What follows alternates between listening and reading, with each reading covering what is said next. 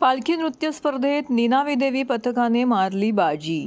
संघर्ष आणि श्री सह्याद्री गणेशोत्सव मंडळाने आयोजित करण्यात आलेल्या शिमगोत्सव आणि पालखी नृत्य स्पर्धेत मुचुरी गावातील निनावी देवी पालखी नृत्य पथकाने अव्वल स्थान पटकावलं आहे, तर गंगोबा नृत्य पथकाने दुसरे आणि कलाकाई पथकाने तिसरे पारितोषिक पटकावलं आहे. कळवा येथील भूमिपुत्र मैदान खारलँड कळवा येथे हा कोकणाचा शिमगोत्सव पारंपरिक प्रकारे साजरा करण्यात आला होता. या प्रसंगी रत्नागिरीतील उक्षी या गावाची जागृत ग्रामदेवता देवी वाघजाई मातेची पालखी देवीचा कौल घेऊन आणण्यात आली होती.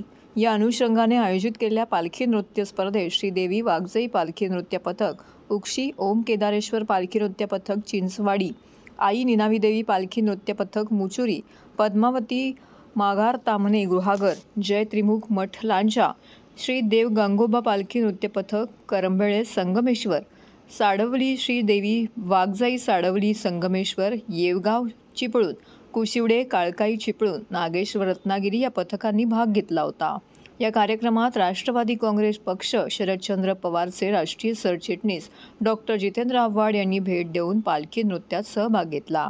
या स्पर्धेतील प्रथम विजेत्या आई निनावी देवी पालखी नृत्य पथक मुचुरी या पथकास 2,01,000 रुपये व आकर्षक चषक, द्वितीय विजेत्या गंगोबा नृत्य पथक करंबळे या पथकास 1,51,000 रुपये व आकर्षक चषक, तृतीय विजेता कालकाई पालखी नृत्य पथकास 1,01,000 रुपये व आकर्षक चषक देऊन गौरवण्यात आले, तर सर्व सहभागी संघांना प्रत्येकी 25,000चे उत्तेजनार्थ पारितोषिक व सन्मान चिन्ह देऊन त्यांचा गौरव करण्यात आला.